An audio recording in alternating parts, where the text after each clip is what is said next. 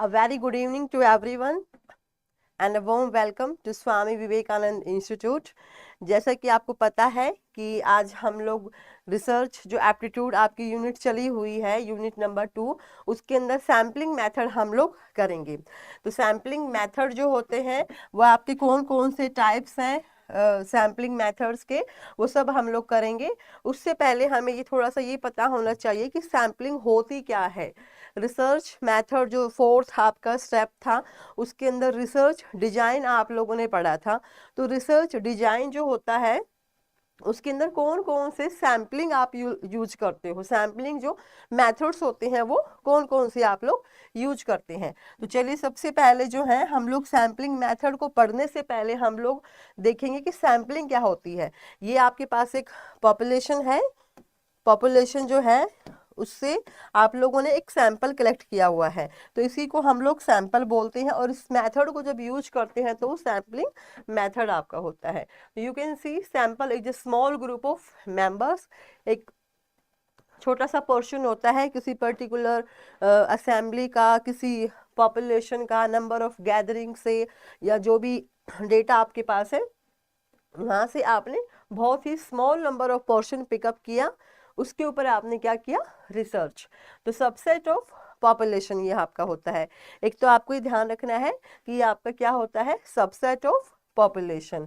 फिर आपका आता है पॉपुलेशन। पॉपुलेशन क्या होता है, पॉपुलेशन एक ग्रुप है जहाँ से आप अपना सैंपल पिकअप करते हो, from where a sample is drawn, from where a sample is taken. So exact population will depend upon the scope of the study, कि किस टॉपिक के ऊपर आप लोग रिसर्च कर रहे हो, एग्जैक्टली उस चीज़ के ऊपर जो है आपका डिपेंड करता है पॉपुलेशन का। जो भी आपने पॉपुलेशन ली है, किस टाइप का जो एरिया आपने सेलेक्ट किया है, उसी के बेस पे फिर आप लोग यहाँ से विथड्रॉ करते हो अपने अपने सैंपल को पॉपुलेशन से। तो सैम्पलिंग बेसिकली होती क्या है, हम लोगों ने सैंपल पढ़ लिया, ये होता है। पॉपुलेशन भी हम लोगों ने पढ़ लिया, what is population. So sampling is a method that allows researchers to infer the information about a population. किसी पॉपुलेशन के ऊपर या किसी पर्टिकुलर जनसंख्या के ऊपर किसी डेटा का आपको अगर एनालिसिस करके देना है, तो हर एक पर्सन के ऊपर 1 to 1 करना इज वेरी डिफिकल्ट। तो हम लोग क्या करते हैं, सैंपल लेते हैं, उस सैंपल से हम क्या करते हैं, अपने अपने कंक्लूजन्स हम लोग निकालते हैं, और फिर उनका एनालिसिस करके आप लोग रिपोर्ट रेडी करते हो।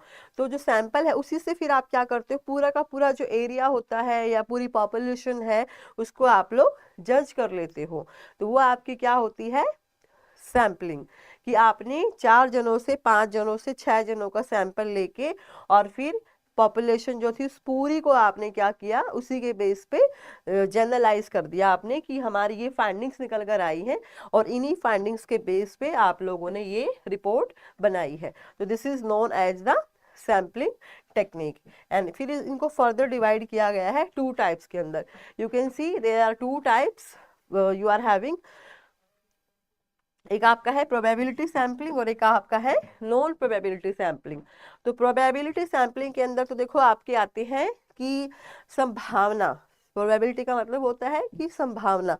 तो इसके अंदर आपकी वो चीजें आती हैं कि इक्वली इक्वली जो है हर एक मेंबर को आप इसमें सिलेक्ट कर सकते हो, इसमें as per according to your choice you can avail any of the item, any of the person. But non probability के अंदर क्या होता है, नॉट इक्वल चांस, कि हर एक मेंबर को इक्वल चांस नहीं मिलेगा सिलेक्शन का।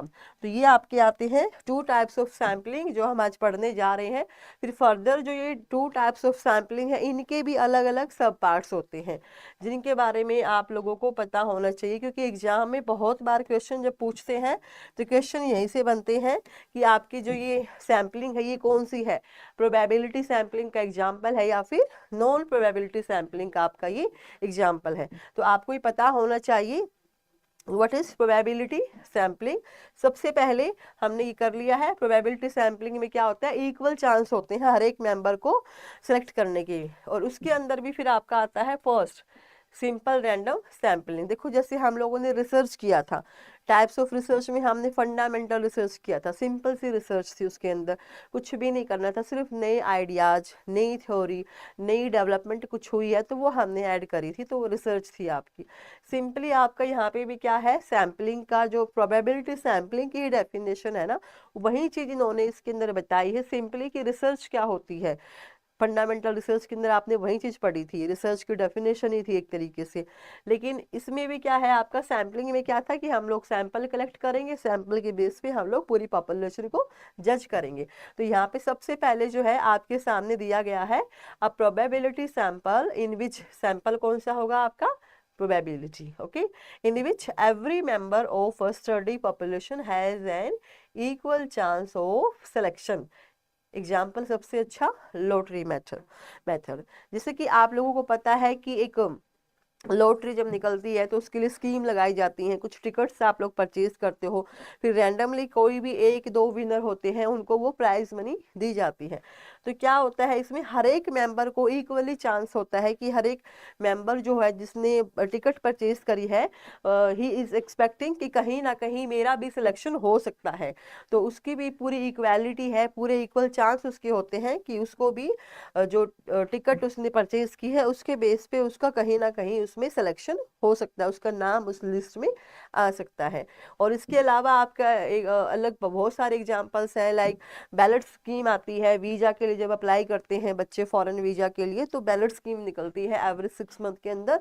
जो जो मेंबर्स अप्लाई करते हैं उनको चांसेस मिल जाते हैं यूनिवर्सिटी में एडमिशन लेने के लिए, तो वो आपका है सैम्पलिंग। इसके बाद आपके हैं, यू कैन सी, ये आपका सिंपल रैंडम जो सैम्पलिंग है उसको समझाया गया है कि आपके पास पॉपुलेशन है, पॉपुलेशन के अंदर आपके पास बहुत सारी वैरायटी है, मेल है, फीमेल है, एजिड है, सब आपके पास है।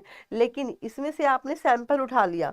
अब सैंपल में क्या था कि सपोज कीजिए कि ये आपके सारे जो है वो लॉटरी मेथड जो हम लोगों ने बोला था, या कोई और आप लोगों ने इसमें से किसी को वोट देने के लिए चूज कर सकते हो, तो इन्होंने 4 सैंपल उठा लिए, ये पॉपुलेशन ये थी और इसमें से हर एक मेंबर को इक्वल चांस मिला है इधर आने का।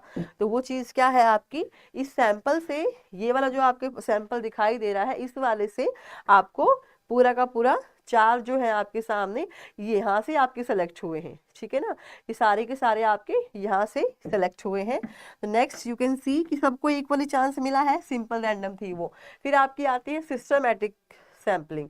सिस्टमैटिक मतलब एक सिस्टम फॉलो किया जाएगा इसके अंदर, कि एक एलिमेंट आपने सीक्वेंस में से सेलेक्ट कर लिया है, फिर उस एक एलिमेंट के बाद आप क्या करते हो, एक सिस्टम को आप फॉलो करते हो, कि लाइक आपने फर्स्ट के बाद थर्ड चूज करना है, या फिर थर्ड के बाद फिर से फिफ्थ करना है, फिर ये तो आपने एक इवन ओड वाला जो होता है, जैसे ओड नंबर आपने ले लिए 1 3 5 7 9, ओके, एक सिस्टम आप लेके चले 1 3 5 7 9, ये कुछ इस तरीके से है।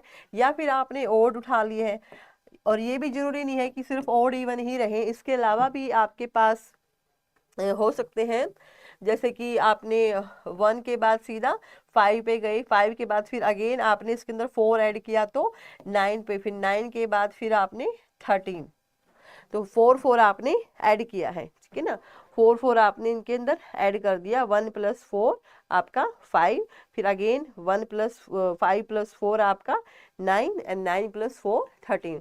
तो every 5th element, every 9th element, every 13th element आपको पिकअप करना है सैंपल के लिए। और फर्स्ट जो होगा ना ये आपका रैंडमली होगा, ये आपको ध्यान रखना है, ये आपका रैंडम होगा बिल्कुल। इसको मतलब आपको कोई, क्योंकि फर्स्ट जो होगा तभी तो आप सिस्टमेटिकली फॉलो करोगे ना उन चीज़ों को, तो ये आपका एज इट इज रहेगा, इसमें नो डाउट कोई आपको सिस्टमेटिकली नहीं, उसके बाद लेकिन आप सिस्टमेटिकली चीज़ों को फॉलो करते हो। अरेंजिंग इन द डिसेंडिंग और असेंडिंग ऑर्डर में आप इसको अरेंज कर सकते हो। Now you can C on the screen, जैसे ये आपका है एक तरीके से, ये है आपके सामने, ठीक है ना, ये एक फर्स्ट एलिमेंट इन्होंने यहाँ से पिकअप किया है, फर्स्ट इन्होंने यहाँ से पिकअप किया, उसके बाद फिर 2 मेंबर छोड़ के फिर थर्ड को इन्होंने सेलेक्ट किया है यहाँ से, फिर 2 को छोड़ के फिर थर्ड मेंबर यहाँ से पिकअप किया, अगेन फिर उन्होंने 2 को छोड़ के यहाँ से फिर एक और थर्ड मेंबर को लिया है, मतलब हर 2 के बाद ये हर थर्ड जो एलिमेंट है इनके पास में उसको ये लोग क्या कर रहे हैं, पिकअप कर रहे हैं। तो ये आपका क्या है, सिस्टम है, ठीक है। This is your system. Systematically है ना, एक तरीके से, मतलब हर दो के बाद, 2 की जगह 4 भी हो सकता है, 5 भी हो सकता है, जो मतलब इन्होंने सिस्टमैटिकली पैटर्न को ही लोग फॉलो करते हैं। अब इसको हम पिक्टोरियल फॉर्म में समझने की कोशिश करेंगे कि सिस्टमैटिकली जो आपकी रिसर्च होती है वो सैम्पलिंग होती क्या है। ये देखिए, यहाँ से इन्होंने एक ये एलिमेंट है, यहाँ पे इन्होंने फर्स्ट तो इन्होंने रैंडमली पिकअप कर लिया, उसके बाद इन 2 को छोड़ के फिर ये थर्ड पर्सन आया, ठीक है। थर्ड जो है यहाँ से ये इन्होंने यहाँ रख लिए हैं, ठीक है ना। फिर आपके हैं इन 2 को छोड़ के फिर थर्ड फर्स्ट नंबर पे ये यहाँ पे है, फिर इन 2 को फिर से इन्होंने सिस्टमेटिकली ऑर्डर में फॉलो किया, इनको यहाँ पे लेकर आए, अगेन जो लास्ट वाले थे फिर वो यहाँ पे इधर आ गई। तो हर 2 के बाद का ये गैप रख रहे हैं, मतलब एक इक्वली जो इंटरवल की अगर हम बात करें तो 2 का गैप आपका जा रहा है, वो क्या है, एक सिस्टम है, सिस्टमैटिक सैम्पलिंग है आपकी। So that's why it's known as the systematic sampling. फिर आपके पास है क्लस्टर। देखो क्लस्टर ऐसे होते हैं आपके पास, सपोज कीजिए कि आपके पास ये 3-4 क्लस्टर्स हैं, ठीक है ना। इसमें से जितने भी एलिमेंट्स आपके पास हैं वो सारे के सारे आपको उठाने पड़ेंगे। इसके अंदर जितने भी एलिमेंट्स होंगे वो सारे आप उठाओगे जब आप सैम्पलिंग इसमें से सिलेक्ट करते हो, यू कैन सी। और ये सारे के सारे जो क्लस्टर्स बने हुए हैं ये आपके क्या होंगे, एवरी एलिमेंट जो होगा इसमें से वो तो सिलेक्ट होगा, that the involves randomly selected, ठीक है। जो भी क्लस्टर बने हुए हैं इसमें से आपके क्या होंगे, रैंडमली सिलेक्ट करते हो आप किसी भी क्लस्टर को। तो जिस भी क्लस्टर को आप सिलेक्ट करोगे ना, उसके जितने भी मेंबर होंगे उसके अंदर वो सब आप लोग इसमें ऐड करते हो, ठीक है। तो सारे के सारे आपके इसके अंदर आएंगे। फिर आपका आता है नेक्स्ट है, इसी को हम लोग पिक्टोरियल में समझते हैं कि ये आपके पास क्लस्टर बना दिए थे इसने, जो पॉपुलेशन हम लोग ले रहे थे शुरू से ही। अब इसको 4 क्लस्टर में डिवाइड कर दिया, ऐसे 4 क्लस्टर में डिवाइड करने के बाद इन्होंने एक क्लस्टर जो उठाया ना, ये वाला जो क्लस्टर मिसिंग है यहाँ से, ये क्लस्टर यहाँ आ चुका है इधर, ठीक है। इधर इन्होंने फिट कर दिया इसको, और ये जो तीनों एलिमेंट्स थे वो आपके जो पॉपुलेशन थी यहाँ पे ये थे आपके, देवर एग्जिस्टिंग है, तीनों एलिमेंट्स जो थे आपके यहाँ पे थे, तीनों को यहाँ से पूरा का पूरा क्लस्टर उठा के ले गए। तो जितने एलिमेंट्स थे इनके अंदर वो सब उठेंगे। इट डजेंट मैटर कि ये जो है मतलब फीमेल है, ये भी फीमेल है और ये मेल है, कोई फर्क नहीं पड़ता उस चीज़ से। क्लस्टर में जो आएगा जो भी है वो सब के सब उठेंगे पूरे के पूरे सैंपल के तौर पे। लेकिन स्ट्रेटिफाइड जो होती है ना, ये कुछ कुछ आपकी सिमिलर सी होती है क्लस्टर जैसी, but the major difference is that कि स्ट्रेटिफाइड के अंदर क्या होती है, कुछ पर्टिकुलर कैरेक्टरिस्टिक्स आपकी होती हैं, ठीक है ना। कुछ विशेषताएं होती हैं जिनके बेस पे हम लोग क्या बनाते हैं, ग्रुप बनाते हैं। लाइक 30 to 40 एज का एक ग्रुप हो गया, 40 to 50 का अलग हो गया। Okay, this is upon the based upon the age. इसी के अलावा आप लोग कलर, स्किन कलर के ऊपर भी कर सकते हो कि ब्राउन है, ब्लैक है, तो ये जो है आपके ब्राउन, ब्लैक,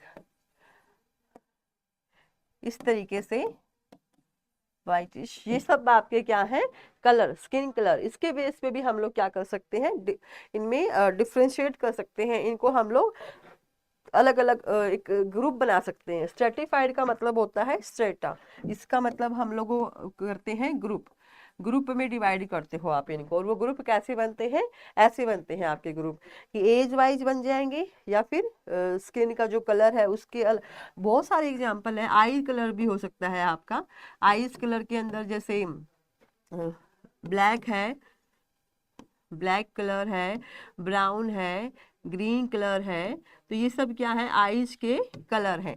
इसके बेस पे हम लोगों को क्या करते हैं, डिवाइड करते हैं कि जिनका आंखों का रंग ऐसा है वो पर्सन एक तरफ होंगे, उनका हम लोग ग्रुप बना लेते हैं।